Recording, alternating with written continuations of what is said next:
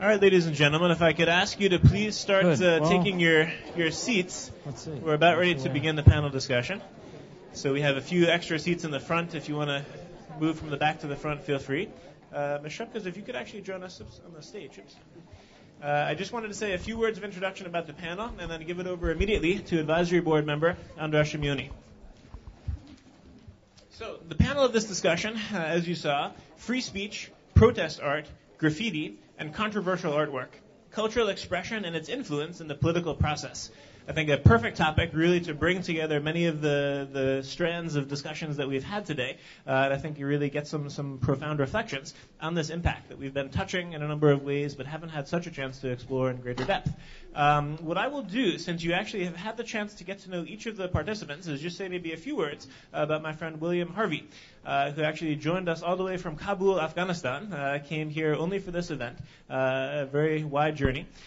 He's actually not Afghani in background, but he's American in background. And I refer to him very often as the junior Daniel Barenboim, because he's actually the director of an organization and the founder called Cultures in Harmony, which is actually doing very much the work that Barenboim and many others have done, really bringing cultures together directly through music.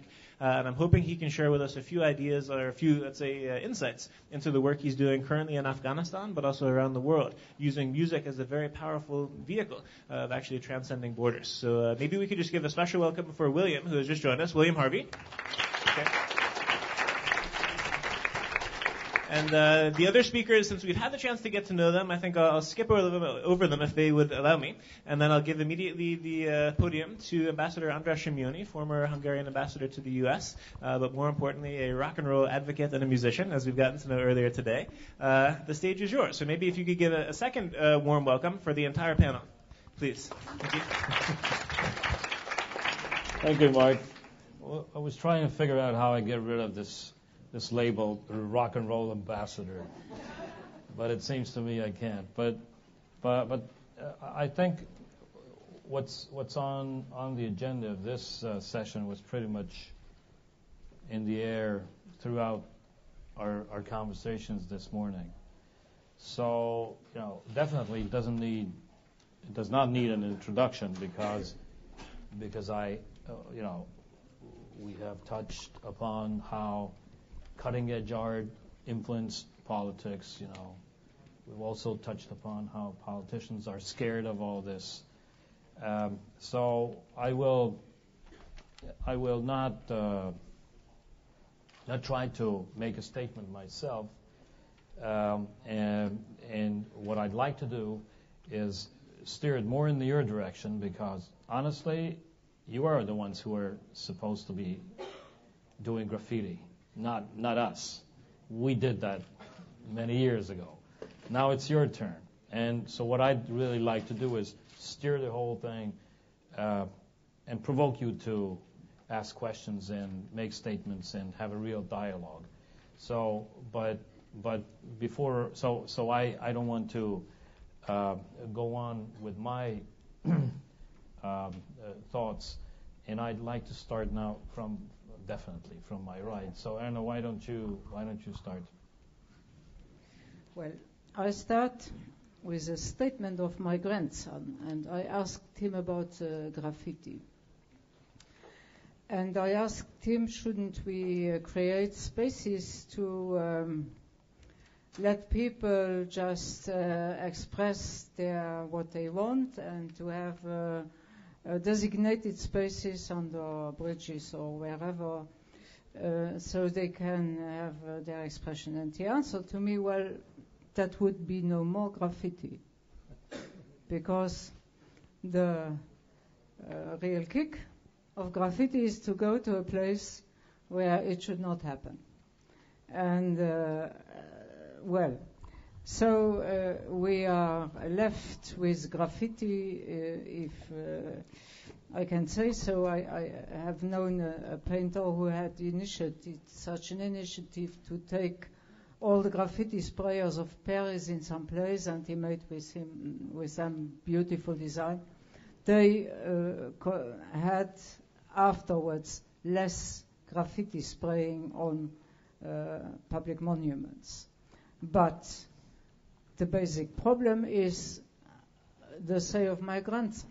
what is graffiti? Is it not precisely going where you should not go and paint? We know certainly all the history of the places here in Berlin with the highest up, and which sign comes even higher still. So it's the expression of combating between groups with a special expression, and it's arts of our time. We have to deal with it. When it's on public monuments, it causes you problems.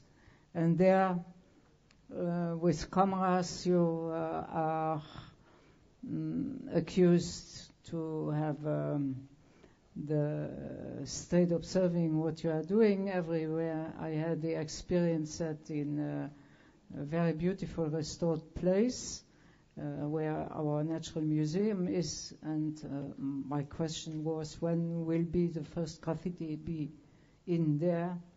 There was none, and next door there was. And so I noticed when people are linked to an institution, perhaps they refrain from making graffiti on its walls. Creating the relationship between the institutions and the people could certainly give us some more information, but I give the mic to whom? To you. No, before you go on, I'd just like to just for 1 second stop here. No, I think I have. Okay. They gave me I have a special status here. Okay. I have to be very blunt about this graffiti. I have the feeling that graffiti as such, as an art form, has become mainstream. So we have to be very careful to distinguish between graffiti that is important, politically motivated, speaks to a problem, addresses a problem, gives a signal to society, to policymakers, and the graffiti that is just messing up our cities. And the problem is, problem is that some of that graffiti is just awful. I mean, I don't consider myself to be very conservative, but I do feel that when there's senseless and empty graffiti covering the walls of a city that, by the way, we have all worked to figure out how to make livable, that's bad. And I think the real harm to real graffiti is done by those who use it uselessly. If you want disco music was the worst offense to real rock and roll. Please. I haven't seen too much of graffiti art in Turkey. But I have seen a lot of it in Germany and in New York. So I can say some of those people doing it are doing it for the purpose of relaying a message. But on the other hand, I think they are having a little bit of fun too. In the meantime, what has happened to contemporary art that we have cartoons move into cartoon art, and we have graffiti art moved from outside into the studios of the artists. So the artists are free, whatever they want to do. I mean, this is a new way of technique expressing yourself. So there is nothing wrong with that, I think. I don't think it's... Is the microphone? It works? Problems hearing? No, it's okay. Is it okay? And so artists has every right to do anything they want to, except one thing, to keep doing the same thing that they make money of. Otherwise, I think they have the right to express themselves that they find artistically agreeable to themselves. Okay. We did have some problems in Turkey about the controversy on an artwork. I don't know whether it has flown over to Germany or to other countries yet. But one sculptor who lived in Berlin for a long time, Turkish sculptor, Mehmet Aksoy, has built a sculpture about 30-40 meters tall, two figures half-half facing each other. And this was right in Aura. I don't know whether there was nothing controversial about it, in my opinion. It was two people looking at each other. It wasn't completed yet. Our Prime Minister went to Aura, which is very close to the border to the north, and he called it bad names. And he then gave the orders to have this thing taken down. Now, this is one of the big issues we are dealing in the last month or so. Whether this art work should be taken down because it's a controversial art. It's not controversial art. It's just the opposite. It's two people looking at each other, meaning friendship and harmony. And so you can have controversial art even if you didn't intend to do it. This is some way some other people look. Okay, this is it for me today. Tim? Thanks. Is this on? We're sitting behind the speakers, so we can't hear.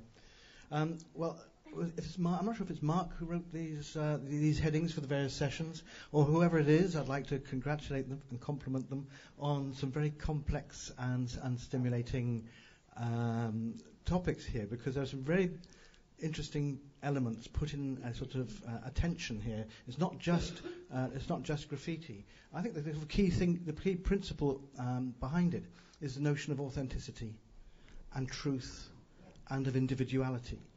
These are the great sort of romantic central concepts of the Enlightenment, essentially of modern times, and they've become taken for granted. But in the postmodern period, they've been hugely problematized. If you start with the idea of free speech, which is, I suppose, got its clearest, most explicit statement in the American Constitution, in a different historical period from our own. And I've been in a debate a couple of weeks ago on exactly this topic, when Sarah Palin put out a statement which was being interpreted as having advocated somebody's assassination, followed by that person being shot. And I was saying to my American friend, well, in the UK, now can I say I originate from the UK. I haven't lived there for 8 years. I live in the Republic of Ireland, which is most certainly not the same thing. But I was saying that, well, I was brought up with this idea of incitement to violence. There's a law against it in the UK. Incitement to violence. It came out of incitement to riot many years ago. I said, if Sarah Palin had said that in the UK, she would be liable to prosecution. And no, my friend said, Tim, no, look, freedom of speech. Okay. A couple of weeks later, I went back to him because there'd been another development in the news. I said, look, if it's okay, for Sarah Palin to say what she did with the effect that it seemed to have had, why isn't it okay for WikiLeaks to have freedom of speech too? Why shouldn't this stuff can be put out free from restraint? And why is it that if you're a member of the American Army, you can be court-martialed if you read the English newspaper The Guardian? Is this freedom of speech? Well, it's relative, of course. So I'm not attacking the American position. I'm using it as an illustration of the relativity of free speech. It's not some unreconstructed, inviolable principle. Similarly, the notions of truth and individuality. Everything is mediated. We understand what we understand by the means of which we are capable. So we engage with the world with 21st century minds. If we had 18th century minds or 16th century minds or 12th century minds, we would engage with the world differently. And since the clarity of this position of individuality was achieved notably in the 18th century, but let's not go into all of the complexities of that, of exactly when, things have changed tremendously now. And this is particularly apparent in art, because the relationship of art to controversial ideas has changed probably every 10 years since the early 20th century. You know, when a group of artists originating with a formalism, that's to say art for the sake of its, you know, the abstract qualities of form, became politicized and developed what they called agitprop, using art for a political cause. So some of these, the famous one is, I think it was Liszewski, beat the white with the red wedge. And it's an abstract composition with a red triangle set against white forms. And it's trying to express a political message. Later, art as propaganda became a form of protest during the period coming up to the Second World War, particularly an artist called George Grosz and his brother John Hartfield. Gross became Gross, not Grosz. He changed the G-R-O-S-Z to G-R-O-S-S to Americanize it because he didn't want the German name with the rising of the Nazi regime, and his brother changed it to Hartfield because he didn't want to be associated with his brother. And it's a good American name. Which had tremendous power and force. Both of those examples, the radical Soviet example, or the Bolshevik example rather than Soviet, and the sort of Dadaist example, have become absorbed by society, because meaning is mediated, and part of that mediation of meaning in art is the market, it's commerce. So we were talking just now about graffiti artists. A lot of it, of what you currently see as graffiti, and what I think most people think of as graffiti, started in New York with a bunch of kids painting the trains at night, where they were parked up. And there was a particular lad called Basquiat who did this and was taken up by an art dealer, and he's represented in most of the museums of modern art around the world now. You probably know also of Banksy. This man, yeah, everybody's nodding, yeah. Who, having painted on various buildings, there are several examples of the buildings being demolished, not to get rid of the graffiti, but to take the graffiti away from the building so it can be sold. Okay, the market and the capitalist system is capable of absorbing anything. I mean, there are a number of performance artists who, having produced art, performance art developed in the 70s and 80s as a resistance to the ability of the art market to absorb art. So piece of performance art would happen at a particular time and would then disappear and be gone. There are a number of art collectors who have been pursuing performance artists and said, I will buy your performance, which means on an agreed time and place you will come and do that performance. For me, and for nobody else. The early artists who did that somewhat regretted it because they signed a contract to pin all of this down, because you're talking about tens and sometimes hundreds of thousands of dollars. To get a phone call from halfway around the world saying, look, I want you to come around in about a week. I'm having a party and I want this performance. So it's become tamed. That there's this very, very radical movement is capable of being absorbed. And I go so far as to suggest there is nothing that someone can do that is not capable of being absorbed by the market and that won't. It'll have a life for a period of time. It'll be radical for a period of time, and then things will move on. It's a concept that was expressed by the French-American artist Marcel Duchamp in a one-liner, which was, use a Rembrandt as an ironing board. His point being that if it's not going to work, it only works as a Rembrandt only works as a work of art in Rembrandt's time. Outside that time, you use it for something else. You might interpret it differently from how Rembrandt engaged with it, or you might as well use it as an ironing board. So everything gets appropriated and gets transmogrified, or comes out of time. Because one example, I've given you two examples of graffiti, which was Basquiat and the Americans, and Banksy. Another context would be in Northern Ireland, where there's a tradition of mural painting there, painted simply onto houses. They are a form of graffiti. The most controversial one that I've seen, which is I find still moving, is in the city of Derry, which is a very segregated city between Protestants and Catholics. And the Protestants, who are actually in the minority, but through gerrymandering got the control quite a long time ago, is up on the hill, and the walled city of Derry is on the hill, overlooking an area called the Bogside. And there is a huge graffiti, vast, on the end of a building. You are now entering free Derry. The point being that as far as Protestants are concerned, Derry doesn't exist. There's a city called Londonderry. And that has yet to be totally absorbed. But Derry won the competition for the European Capital of Culture just recently.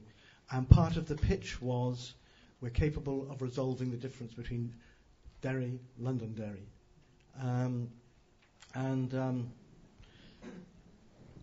So you made the point, or your grandson made the point. Perhaps we should have him here. Controversy is controversial for the time, for a particular time and a place. Graffiti is only graffiti when it's controversial. It becomes something else after that.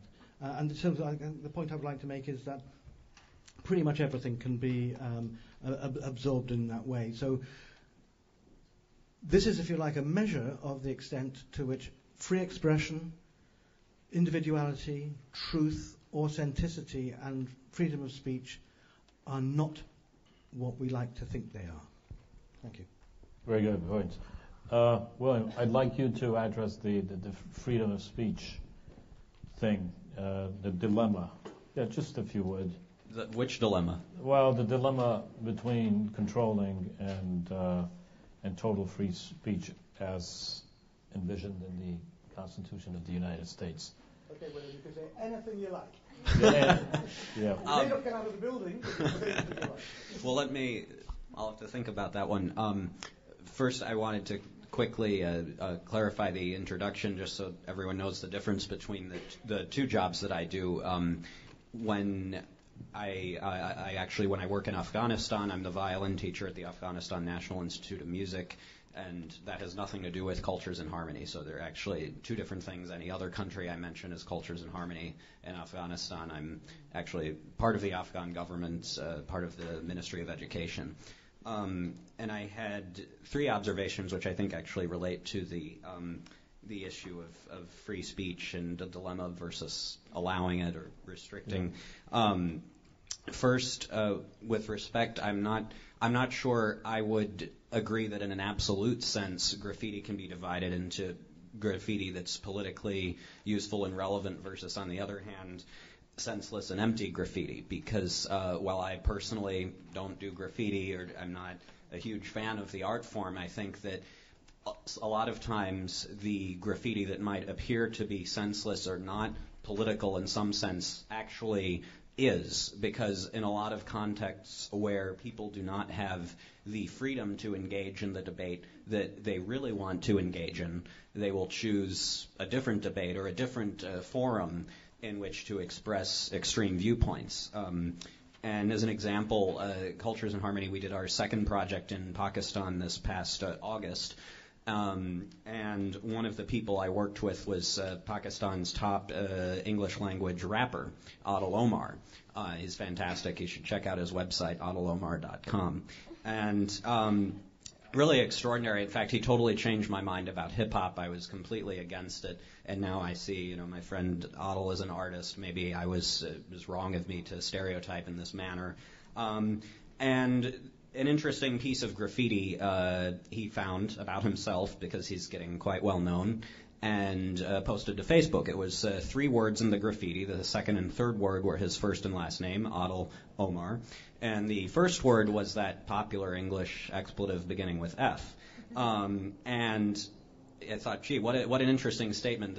Whoever made this graffiti is clearly very opposed to Adil Omar, or they're jealous that he's famous or something. And what could the main reason be? Why would they be so eager to express themselves on this point? And I think one reason is certainly that Adil Omar chose to rap in English. He didn't choose to rap in Urdu. So, some people could think he calls himself a Pakistani rapper, and yet why is he rapping in English?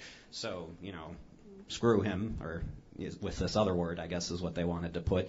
But really, of course, I would critique that piece of graffiti because they chose to write the graffiti also in English. But more importantly than that, I think, is the fact that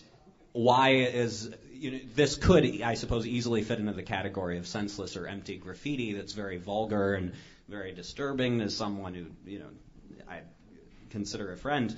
But in another sense, people in Pakistan don't have the opportunity maybe to engage in the kind of debates that they really want to engage in. If they're very conservative Muslims, they know that they might not have the opportunity for the entire country to be governed according to their wishes. And a lot of my friends who are very secular Pakistanis know that they don't have the opportunity to demand that the blasphemy law be repealed. So I think a lot of people in Pakistan feel that there are very important and crucial debates that they might not really have the freedom to engage in. So instead, they're going to pick some other avenue. And I think this happens in the Middle East, at least before these two revolutions in Tunisia and Egypt. People would get very worked up about the Israel-Palestine issue, and I think some of that anger was actually coming from how they were treated by their own governments. So just with regards to graffiti, I think that sometimes, not just graffiti, but other kinds of art, if someone is making a very violent, vulgar statement, a statement that's very senseless or empty, sometimes we can consider, what's the real reason here? Is this maybe actually political graffiti because they can't express themselves in another way? Another point, too, about that Sarah Palin map, I'm not sure how many are familiar with this particular piece of art. I guess, in a way, it could be considered graffiti or protest art because what it was a map that she issued of different representatives who she hoped would be defeated. And now, this should be a perfectly legitimate thing to do in politics. There are many ways you could indicate their districts. You could highlight the district in a certain color. You could draw a circle around it. But what she chose to do was to put crosshairs on those districts, the crosshairs of a rifle, which I think is to me, very disturbing because in a way it is incitement to violence. There are a whole host of perfectly legitimate ways to single out these districts visually that she didn't choose. And I think, in a sense, it was for whoever, and I'm sure she didn't personally design it, but whoever designed that, it was a form of protest, of concern about, for people coming from that political perspective, the right to keep their guns, to keep, this sort of thing, and also people who feel that the mere fact that Obama is president, a fact of which I personally am very happy about, but for a lot of people, it makes them feel like they're not part of the debate. So this very disturbing map is, in a sense, part of this protest art. And then finally, my other point is that what the difference between my work with Cultures in Harmony and my work in Afghanistan, one of many differences, is that in all the other countries I've been in the world with Cultures in Harmony, ranging from Papua New Guinea to Cameroon to Pakistan, there is very real possibility to discuss all of these issues as a spectrum of art that is graffiti, art that's not graffiti, music that's protest music, music that's not, and also, the effects of allowing a certain amount of art, allowing a certain amount of speech. Whereas the difference with Afghanistan is that Afghanistan is a country where, in a sense, all art is graffiti, all music is protest music. I have a student who's a 20-year-old young man who kept hidden from his father that he was doing music, and finally told him a few weeks ago. And the father said, that's fine, you're free to do what you want, but you are no longer my son. And I won't do anything to you, but I can't promise that our relatives won't. So very upsetting. And so that's, I guess, my main thought on this topic is that to remember that in a country like Afghanistan, the mere act of choosing to do any art, choosing to do any music, is very subversive. Yeah, I hope there was no misunderstanding. I totally agree with what you say. And I would say any graffiti is legitimate if it has a message, if it's authentic, if it's quality, if it has a narrative. I was only referring to, the "I love you, Judy" kind of graffiti. Oh no, I know what you mean, and which is annoying. But otherwise, I think any graffiti that speaks to a social problem, speaks to a cultural problem, speaks to a generational problem, is totally legitimate, even if it's annoying, and even if it's put on buildings that we don't want to see painted with graffiti. And that's really, we will always fight with this, because if you want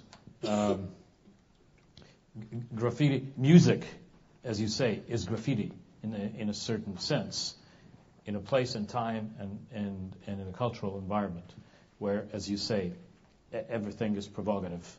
That is arts and culture, etc., etc. That's all I wanted to say, but I totally agree with you. I think, yes, please. Sorry, I was just going to add one thing, which I think a better way for me to express my feelings about that piece of graffiti referring to the Pakistani rapper is that, to me, what's most interesting in the instance of sort of very vulgar graffiti like that is not the words themselves, but perhaps the piece of graffiti that whoever did that would rather have created, or what they would rather say. Like, it may, perhaps by criticizing him for choosing to rap in English, perhaps what they're really trying to say is, why do we have so much Western influence in the country? For instance, with this current debate about the American diplomat who's they want to prosecute him for murder in Pakistani courts, and all the U.S. is saying, no, you have to send him back to the U.S.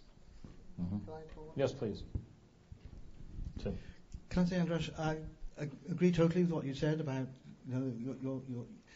your comment there about graffiti, but I'd point out that you've actually excluded about 95% of graffiti. You used the word quality in there, and graffiti has become formulaic. It's the New York style of graffiti has been spread everywhere. And for a period of time, it was something really quite new, really different, and that's why so many people stood up and really took notice. But that really, I think, now has transformed. Now, there was another point I was going to make, which is just drifted out of my mind. Maybe I'll come back to it later. Okay. Yes, please. Tomur. I want to mention, when we talk about controversial art, I want to mention the feminist women artists who have performed a lot of activities on the streets in the name of art, who have done a lot of video art, or Jenny Holzer, who has written some little truths about life. She sees it and hang it up in the large spaces out in the streets. So I think this is also very important that we have had the chance to put up big or perform big artworks in the public, and that's what the feminist women artists do. I think we should really not ignore that. I think you're right. There's a huge amount of work that is generally discussed in terms of the concept of transgression, and art that is deliberately transgressive, and a considerable amount of, and a number of very important feminist artists who produce transgressive work, and some very significant gay artists also. But transgression isn't necessarily a license. And why my thinking on this was focused with one of my own students' work, which was somewhat alarming. And one of my colleagues was saying, "Yeah, but it's transgressive, and she's deliberately producing transgressive work. It's well theorized. She knows what she's doing." And a good point. But the principle of transgression being an important cultural concept doesn't indemnify you against reproach, or indeed the law. And if you break the law, you may do something, you may make a really important cultural statement, but you're still going to be liable to the law. It comes back, it can still come back. So it's interesting that accentuating this point here I was making about the relativity of what were once held to be self-evident truths. I just want to, before I give the floor to Erna, I just want to say there are a couple of things here. First, and that's the good thing, our societies, our democratic societies, will always struggle or fight between total freedom of expression and what our societies call, what is it that society can accept, And this fight is a noble fight. I come down on the side of freedom of speech. And I'll tell you why. Because power, whether it's democratically elected, whether it is authoritarian, it will always want to infringe on the freedom of expression, whether you like it or not. It takes great leaders, personalities, to hold back if they have the opportunity to control, either openly or I don't know, in different ways. So this is something that I want you, I really want you to think about. Erna. Power, yes, but on the other side you have a kind of political correctness, not permitting anymore any humor in the expression, any provocation, and then power is coming to fight. I want to mention when Czech Republic had first the presidency of the European Union. There was a Czech artist, Czerny was his name, and he had got a command to make a piece of art for the entrance of the building of the Council of Ministers. This building is an anonymous in rose marble building, not very beautiful.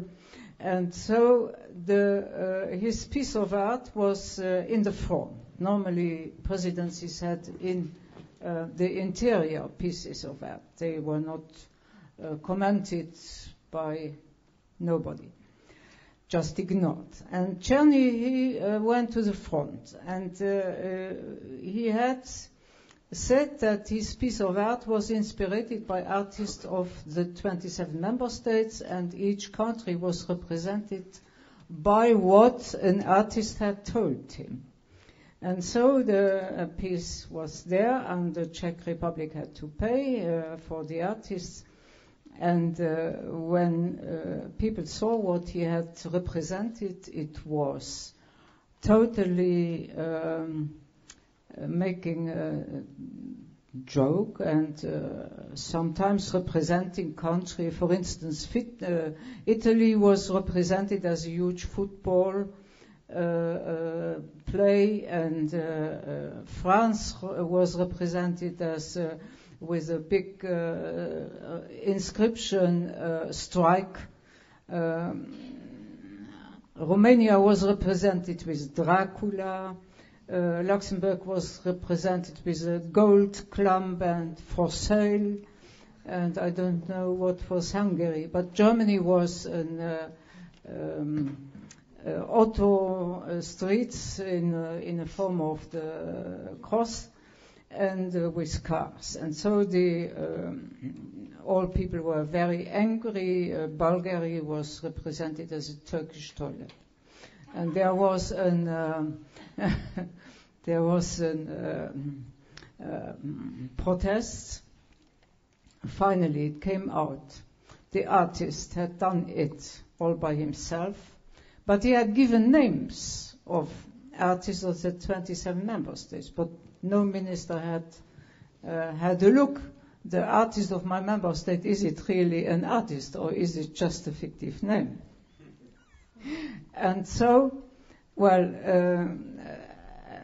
there were some talks to take it away, but finally it was left. And now, under Hungary presidency, we have a big carpet on the floor on the outside with the history of Hungary of 8 centuries ago, of all the kings and the total square. So this to say how artists can provoke a discussion that is provocative, it's controversial.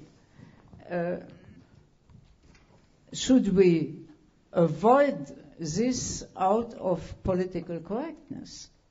I don't think so. I think we must be able to afford such a say, such choice of an artist. Well, if the Czech Republic has chosen him, perhaps she knew what was his way of doing. He had some kind of figure of Saddam Hussein once in a pink char in Prague. That was one of his provocative art. So that's very difficult if you are a politician responsible to say what you have to do. To me, it happened that there was a Statue of Liberty in Luxembourg, beautiful golden lady like here in Berlin, and an artist, a feminist artist, made it was the monument of wars. And under the statue that was 20 meters high, there were soldiers. And then a feminist artist made a replica, but she was pregnant.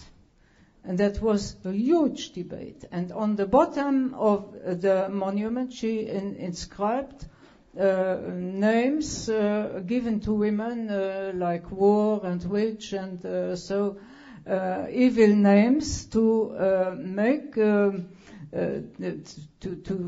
have the attention to what is happening to women in war times. And the artist was a Croatian artist.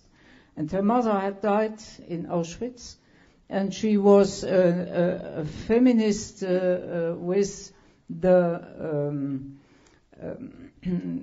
she wanted to have a debate on women. Women are always on the statues with the corona and celebrating soldiers, but women are never looked at what is happening to them during a wartime. And this debate was a huge debate in Luxembourg, and I was asked, of course, to resign and to have it torn down. I did not. And finally, the statue, the original statue, went to our pavilion to Shanghai for the World Exhibit. And now the other statue, the Lady Rosa, goes to the MoMA in September 2011 for an exhibition on this Croatian artist who is called Sonja Ivekovic.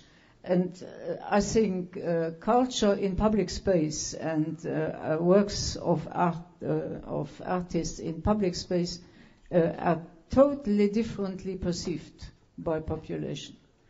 Provocation in public space is easier. It's more present, because in the museums people are not going in museums, and they are not provoked because they don't look at it. So power, yes, you are right. We must have freedom of speech, but we must also not ignore that indifference is the greatest enemy of free speech and of artists in general. Nothing is more heavy to support than indifference. I think this is very important. There's a very fine line, and I hope you all agree. There's a very fine line between being provocative and being offensive. There has to be a distinction, because if it has to come from the artist. It's not enough that the outer world, politicians, society feels it's offensive.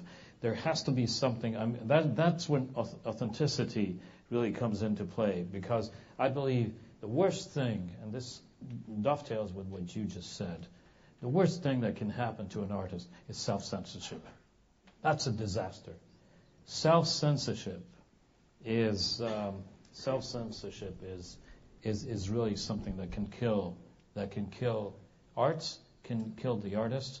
And anyone wants to, before I give the floor to the audience, would anyone want to make a comment? Because if not, I'll tell the joke. You can tell the joke anyway. No. Yeah, okay, please. Self-censorship is an interesting idea. I think it relates to the clarity of intention in a work of art. If the artist doesn't have a clarity of intention, then they may need, may need to engage with somebody else's standards so as to clarify what their work really is about, and that becomes self-censorship.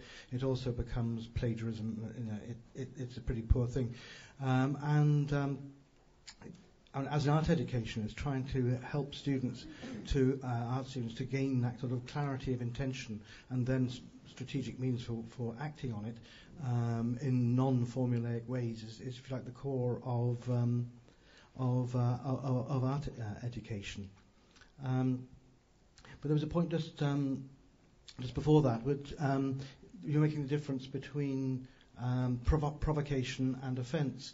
There is a tradition in 20th century art of art as giving offence, and the great advocate of it is now regarded as one of the most polite figures in modernism, Picasso, who advocated épater les bourgeoisie, slap the middle class, and was in his own way deliberately provocative, and there were a great number of other people also. The idea being to be provocative and to have other people take offence. And then you can track further and say, well, where's the intention in that? My God, it gets you a lot of attention. And if you're a rising artist, you need attention. That's great. So we're back to the children's playroom now. I want attention. Me. Okay. Yeah. I say that as a joke. No. Since jokes are allowed. Very good. But can I say, sometimes there is nothing quite so serious and quite so important as a joke. Well, on Saturday you'll find my arguing that play is the most rigorous discipline of all. But playfulness is for Saturday.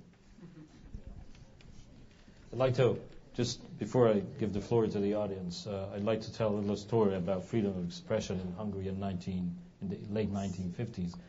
Jazz music was always present, but of course it was not allowed. So when it suddenly was allowed, they said, we allow jazz music, but no improvisation. So that's interesting. I mean, it's like you can paint a picture, but you cannot use the color red, or you cannot use colors. No, you cannot use paint at all. So the bottom line is, there's this, and it's a true story because an old jazz musician friend of mine told me, who was playing in a club, and of course they were improvising. And believe it or not, there was a unit in the Hungarian Secret Service called the Improv Police. So they would. I mean, it sounds like something out of 1984, but it's true. So these guys were, going from bar to bar, and obviously at the end of the day they were totally drunk.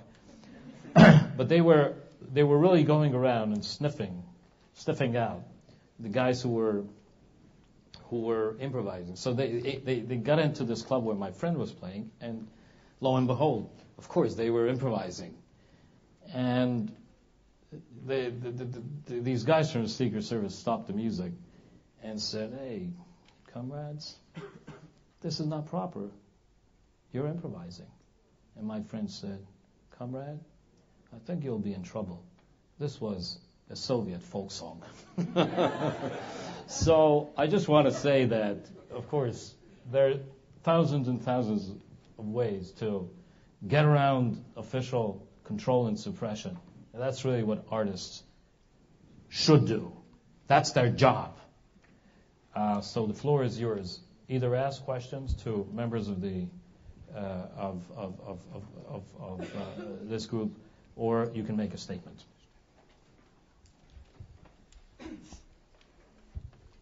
Hello, my name is Amitai. I'm from the United States. I have two kind of reactions to what Dr. Jones had said much earlier. One concerning difference between the reaction to Sarah Palin and the reaction to the WikiLeaks. Recently, someone made the argument to me that the reason that there's such a harsh reaction to WikiLeaks is actually a result of the leftovers, I guess, of McCarthyism, which has really never truly left the United States. There's been such an aftershock in the U.S. that freedom of speech is a completely different thing now, and is in a sense the term you used, self-censored in a sense. But the other thing I wanted to say was, you had brought up Banksy, and considering everybody's response here, I'm guessing most of the people here have seen the new movie, the new documentary, Exit at the Gift Shop, which primarily focuses a character who chose to use a moniker of Mr. Brainwash, and the reason why he chose that name is because he believed that graffiti art, and one could argue any art form that has the purpose of conveying a message, attempts to brainwash you or attempts to influence your way of thinking to what they want you to think, which in today's culture we might consider that actually kind of a positive thing. Graffiti art has gone from being something that most culture actually really likes now. However, it's very similar to propaganda, which we consider a very negative thing. And so I'm just wondering if you could speak on if you think what is the line between graffiti or protest art and propaganda, which has the more negative connotation. I think where you draw that line would depend on which historical period you're talking about, because I suggested earlier on these things meaning changes over time, particularly in culture, which is particularly susceptible to. It's iterative. There's certain themes in art come around time and time again, always new and always different. So we have graffiti from a whole number of periods, which come across differently. It depends on who's looking at them, and something that will provoke one person won't provoke another. I think my colleague here has raised some interesting points of depends which country you come from too. In one country, a woman not having her head covered, we'll talk about this at lunchtime, is of no significance whatsoever. I mean, how many people in this room women in this room have their head covered? In another country, it would be of profound importance and profound concern. So who's talking to who's? So I think what I'm saying is that there is no straight answer to the question. I haven't got a sort of a polite formula where I can say, well, it's a bit of this on one hand, a bit of that on the other, and here is a balance. That kind of balance you could get a balance that'll be true for now, but it wouldn't have been true for maybe 10 years ago or time to come. We have had this pattern of artists becoming more and more extreme through the 20th century and early 21st century, involving, as I'm sure you know, self-mutilation, mutilation of animals, or all kinds of things, and it will get more and more gross than that. We haven't yet, I think, seen death as art, but my hunch is we will, which might make you squirm. It makes me squirm, but in 20 years' time, after it's come and gone, say, maybe it won't. So it's all but when I say it's all relative, that is not to say there are no standards. There are rigorous standards, but the standards change from time to time. Reality is socially constructed, and the dynamic of how reality is socially constructed is led to a considerable extent by art and artists, ranging across all of the arts. What we think of as beautiful or horrific can be mediated by artistic experience. An example would be, for example, a series of etchings by Goya. The Disasters of War, which was a set of documentary images of the Napoleon invasion of Spain, with some most desperately awful things being done to people. And in their time, they would barely be regarded as works of art. Now they seem to carry so little weight that, Jake and Dinas Chapman have reworked them several times to make them funny.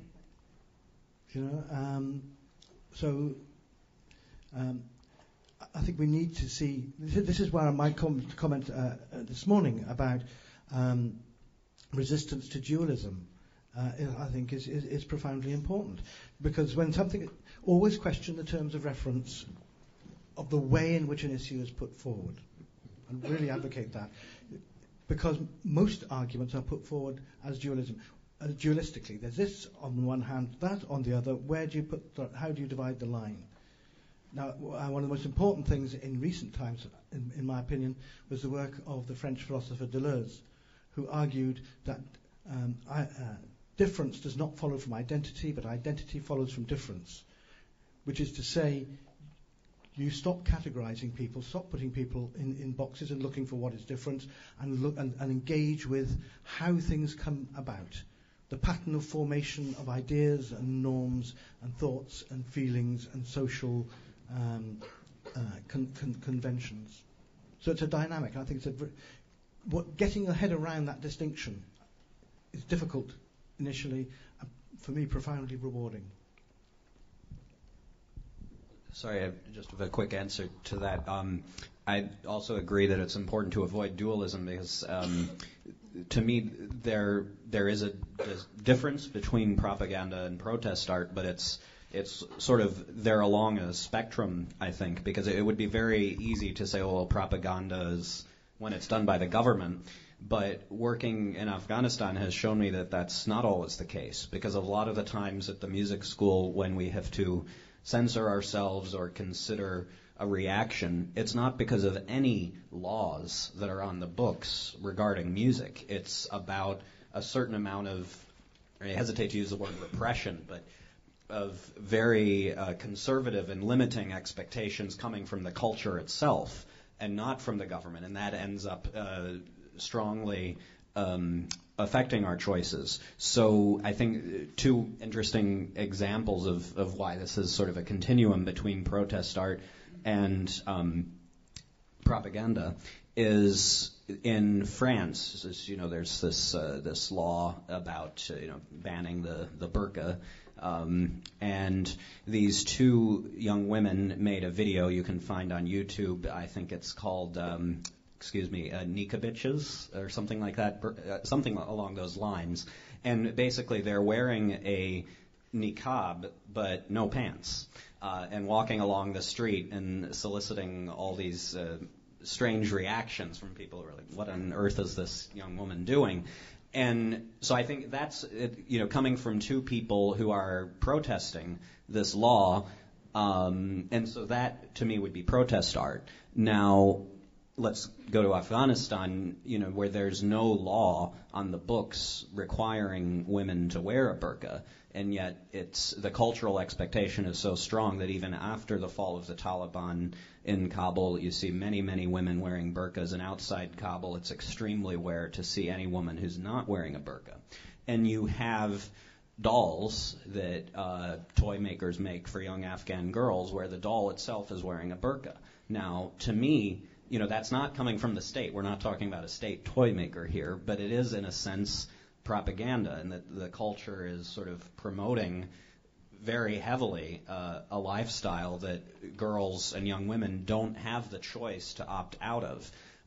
So, in a sense, it's almost a numerical continuum, I think, is that once you get to a certain number of people using art to promote a certain idea, then in a way it can become propaganda. But if you have 1-2 lone people out there protesting something much larger, then, at least in my opinion, it's not. I agree. And since I've lived many, many years in a system where very talented artists were basically in the service of state and party propaganda, I would say that artists, many artists, very talented artists, who are able to create something extraordinary, they are at many times tempted to get close to power.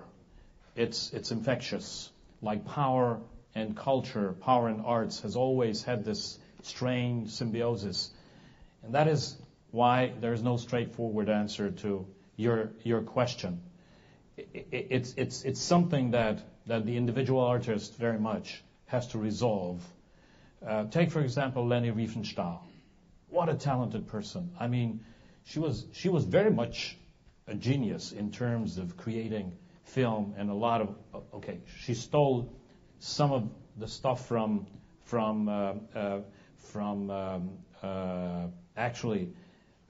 how interesting, from a Russian Jew, Eisenstein, who, by the way, also was in the service of Stalinist propaganda. And you don't doubt today that he was an extraordinary artist. Or takes, for example, Tatlin, Litsitsky, and all these people, the early agitprop artists. They're one of the greatest artists of Russian art history. And there is always the question, I mean, were they propagandists or were they artists? So it's a tough thing to do, and I would urge no one to try and figure out one correct answer to this, because there is none. Like there is no correct and one answer to the problem of WikiLeaks either. You know? So what I'm trying to say is that we would definitely, I don't have the sense that this panel really wants to suggest that we have the answer to this question, and that's good. It would be a disaster if we had the answer to this dilemma. Please, next question. Yes, the lady in the back, and I'll keep track of. Yes, please. Hi, my name is Darlene. I'm from Texas Tech. Speak up. My name is Darlene, and I'm from Texas Tech. I had the unique experience of being a study abroad student in Cairo this semester.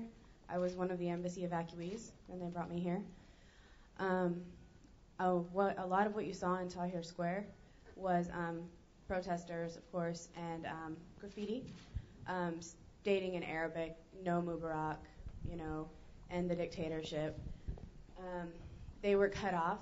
We were all cut off. We couldn't communicate with the outside world. It was definitely an intense lack of free speech and an intense lack of being able to communicate with each other.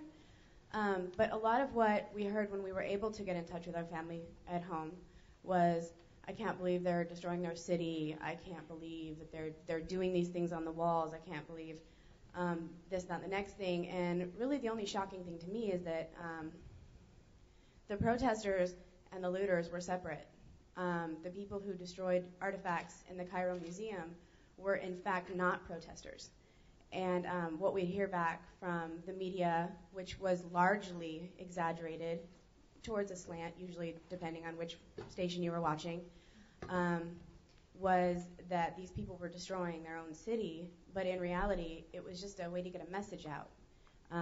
So even just, like, in my opinion, it was spray painted on walls, and it was commentary on how they were suffering, and it was a way to get the word out, because the only way to get the word out sometimes was visual. They weren't being interviewed. A lot of them weren't being interviewed. Their statements weren't being heard. They couldn't communicate with the outside world. And the only way to get their message, A, was the gathering and getting more and more people there to make the point.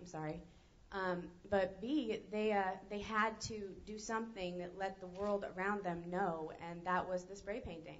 With all the cameras around, you couldn't help but see it. People thought of it as destruction, when in reality it was the only way they could communicate and fight back. And it ended up working. I'm surprised at what you're saying, because looking at it from Budapest and talking to my friends in the United States, your guys came out as rock stars. So I don't know which TV station your family was watching or your friends were watching, but I must say that the people on Tahrir Square came out as they know what to do. Exactly what you're saying. They don't have the means of communication. So what they're doing is they were using graffiti as their means of communication. So I have a positive narrative of what happened. They came out more or less clean. So I want to say that if you ever talk to your friends in Egypt, tell them that, I think they came out as young people doing the right thing. And this is really what I see in the international press. This is what I saw in the New York Times, in the FT, and the German papers, and the Danish papers. So I just want to tell you that it was not only legitimate, but they did a good job at using the means of communication that we used to use 20, 30 years ago. Oh, I'm not disagreeing at all. That's kind of what I was saying. But a lot of destruction. As you went into Heliopolis, the posters of Mubarak were there on the wall as you drive through. They were destroyed. People were commenting on the destruction. We had very limited news that we were able to watch. It was us that was hearing this happen. It wasn't like the outside world condemning us. It was the very limited resources we had to view it. But yeah. Well, that's fine. There is no revolution without destruction, and I think we're better off with a slightly destructive revolution than no revolution at all. Please, yes. There is a gentleman here. Yeah. Thank you. Excuse me. My name's Reginald Patterson, and I'm an American living in Paris at the moment.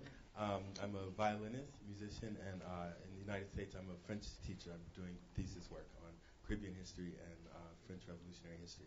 And so I guess the joke that you told was very illustrative, I think, of I think how languages, things can be misread, where the improv force, they wanted not to like the music, that they didn't even hear that it was their own national music being played. And I think those are some of the problems that we have when we're interpreting music and graffiti. I have to disappoint you. Yes? It was American jazz they were playing. Oh, it was. But the thing is that very often you could do the same thing. The fact is that, just to make sure that everybody, and maybe I should have explained it a little better, provoking and going against the Soviet comrades was a crime. So what the jazz musicians did, they did improvise. They did play American jazz music, except they told the Secret Service, we're playing Soviet music, so if you're stopping us playing Soviet music, you are going to be in trouble. That's just the inventiveness of the jazz musicians. Okay? You got it now? Well, they were improvising even in their resistance. Of course they were.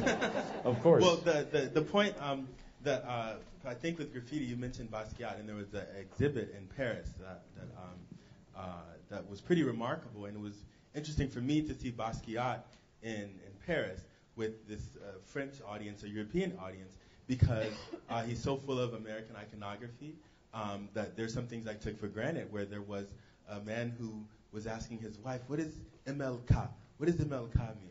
And then, which is MLK, and I look at him and I say, well, it's Martin Luther King, of course. And he goes, oh. And so it was just so fascinating because he wasn't even able to read into that. But it doesn't mean he can't appreciate Basquiat any less than I can. And one of the things that I had that's more kind of, I guess, philosophical, that deals with when I think about freedom of expression, I think about time and space continuum. Because it's really a question of, if I have the right to speak, does someone else also have the right to speak now when I am speaking? And so this is more, for me, one of the primary issues, where if someone's going to write F, this guy, you're totally free to go and erase it if you wish. And then if he comes back, he's free to rewrite it. But if you have a confrontation, then what do you do at that moment is kind of where I'm trying to think forward in some of my work with, who's going to play louder? Is it about who can speak louder and play louder, or who has the force to stop someone else from actually expressing themselves?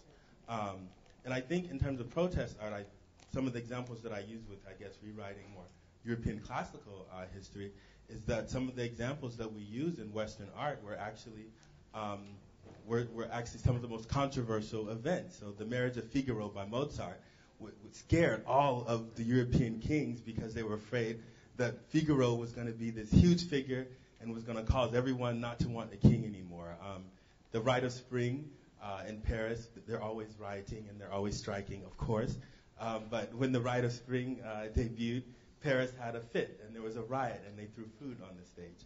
And so I think that, I think the idea of getting back more to history and understanding why certain music is and not allowed, an example is something like the tritone that's very popular in the blues and in jazz, but that in the Catholic Church in the 18th century was considered this physical tone that somehow moved your spirit in a wrong way. Whatever that science is, I don't know, but I think it's interesting to just historicize things so that we can understand that it's not just about jazz, but there is some extremely scientific, rigorous work, whether it's scientific racism or not, that's another question, but that people have researched ways and that they have found mathematical formulas of deciding what's good and what's bad, and I think it's more sometimes helpful while we want to have,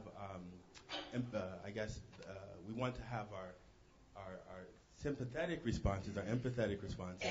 Sometimes there is a science behind why we decide something is, quote, good or bad. And this is, of course, moving out of the dualism. But I guess for an ambassador, I guess my question is, what type of free speech does an ambassador have for his or her own country? In many ways, I know it may put you on the spot, but in many ways, an ambassador does have to go with the propaganda of his or her own country because they've decided to do so. And so I guess the question is, what types of self-censorship do state representatives have, and how do you negotiate that with your constituencies? Okay, very, very briefly. It's a good ambassador has a daily conflict with himself. And then he goes on stage and declares that my view does not coincide with my opinion.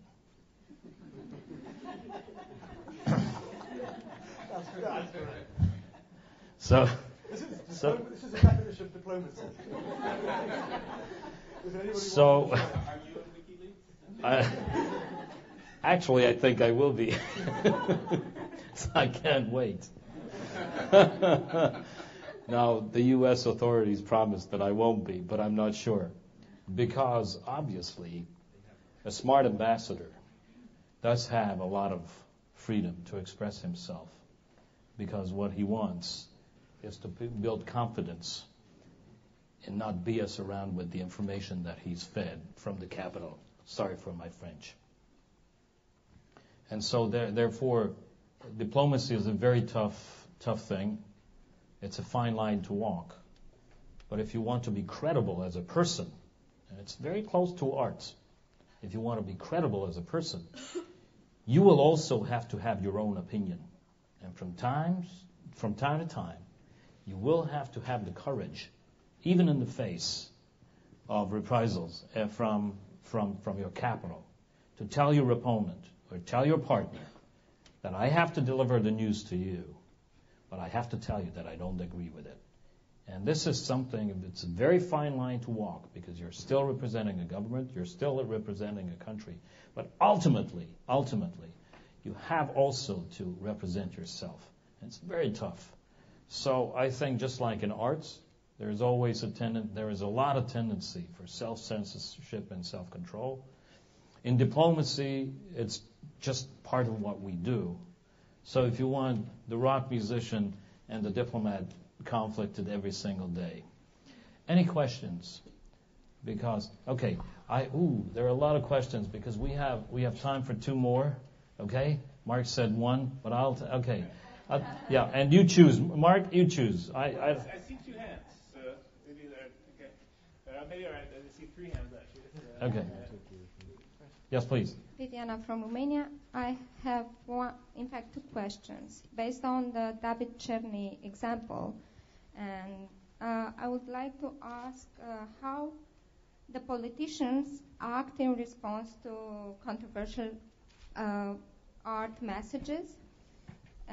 How the European politicians, not only to take out the installation, to take down the installation, but did they did they see the message behind this, that we also, the public sees only stereotypes of European countries, not what is after that and what is behind that? And secondly, I would like to ask you, why did the Luxembourg selected that statue for Shanghai exhibition? What was the mechanism that determined from rejection and renegation of an art piece to national representation? Thank you. And if it's okay, let me take the second question here. I don't think you've had a chance yet, so I want to just try to make sure different voices are. Yeah, thank you. My name is Deepa. I'm from Canada, and I just wanted to make some comments regarding, again, the controversial art and political correctness. I can think of some examples in which, such as, to a certain extent in Tropa, but also the more well-known incident of the Danish cartoonist and the drawings of Muhammad. And in those cases, really the only thing we see happening is the perpetuation of existing stereotypes and the reinforcement of existing divisions in society. And it's easy to sing the praises of being controversial and just a little bit offensive, but in this case, what exactly is the benefit and what is achieved through, this kind of what appears to just be sheer offense and pitting one group against another? Since we're speaking about censorship, I can't bear to see this hand here waiting patiently. So very briefly your question, and then Ambassador Simonyi, you'll have the challenge of wrapping it up in a short way. Yeah, thanks. I just wanted to add, because I think it's perfectly in line with what you just asked. I think if art was completely free and completely void of any restrictions, this would be proof that it's completely meaningless. I mean, there has been a long discussion going on concerning autonomy and sovereignty of art, these dual qualities of art. On the one hand, being a realm of its own, and on the other hand, interfering and subverting reality. And I think if art would really be totally free, this would be proof that it's not sovereign and that it does not interfere with society, and this would make it quite pointless. Thanks. Okay. Would you like to answer the first question, and then I'll wrap it up? Unless the others, because we're running out of time. Or no, we ran out of time. So unless the others want to make a comment, I'll take the diplomatic way and wrap it up myself. Yes, the question is, why did the Luxembourg government take a statue to Shanghai? It was a bit the symbol, and that was a political choice, and not everybody agreed. To take one part of a monument, if you have the lady here in Berlin, the golden lady taken up from her sock and have put it in Shanghai. It was a promotional, because in Luxembourg, when tourists come, it's the most photographed monument. As we have many tourists from Asia and China, so it was a political choice to take the statue down. When the statue came back, the place where the sculptor who had composed it, this locality made an exhibition with the statue down on the ground. That was rather, from the aesthetic point of view, it was not good, because a statue that has been made to be 20 meters up, it's in the proportions totally different if you have to look at. But that was a whole work on the sculptor's work, Cito, who was a famous sculptor in the 1930s, and working with famous artists, with Macke and people of the Bauhaus period here in Germany. So this research that was valuable. You are right to put the question, is this the way a people should represent itself? There was in Shanghai as well the little kleine Meerjungfrau from Denmark, And there was from Romania in a big exhibition, there was a monument of a door, a famous door of one place that was exported as showing being a symbol of the country. So that's a choice about art.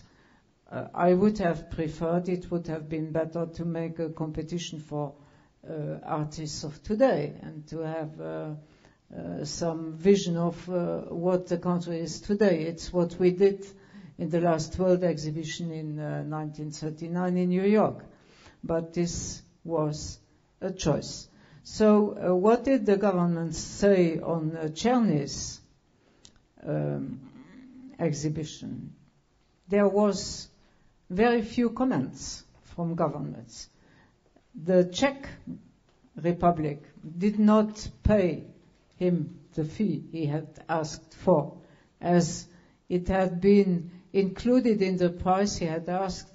The 27 artists would have been paid, and who were not existing artists. So the sculpture was there during the 6 months of the Czech presidency, and you never saw so many people before the building of the Council of Ministers, and so I think this artist had very sensitive points pictured what should be a bit humoristic reflection of the countries themselves. Are there now signs you should not reproduce? Shouldn't you reproduce the system of streets in the form of Hakenkreuz? It was not well. That's but there were the cars running on. It was, in my opinion, it was not even shocking, but it was a bit some kick to say, well, Germany is cars and streets. Other countries, each country had something except Great Britain. Great Britain was not represented at all. And this was also a message. So I think it was an artist who had the sense of humor to represent each country, and the reaction of the ministers, but that's our main problem, and I think it did not sufficiently come through. I think political people, although those people who are deciding, taking decisions, they are much too far away from what is happening in the field of art. And the artists, when they are speaking, they have a voice that is not always heard by those who make the decisions. And if the artists could speak with a bit firmer voice and more openly express what they have to say, and if there could be what had been initiated by Karl Erik Norman, the European Cultural Parliament, I think public opinion would have one place to check the opinions expressed in newspapers by all kinds of political actors and unions and civil society, but nowhere the artist's opinion is appearing in such concentrated form. Thank you. Tomur, would you want to say concluding remark? I'll pass it down to you. Are you sure? Okay. Tim? William? No, really. Okay. No comment. I was hoping someone would comment on the last two questions or comments. But it's not dangerous, because I grew up in Denmark, so I know the Danes.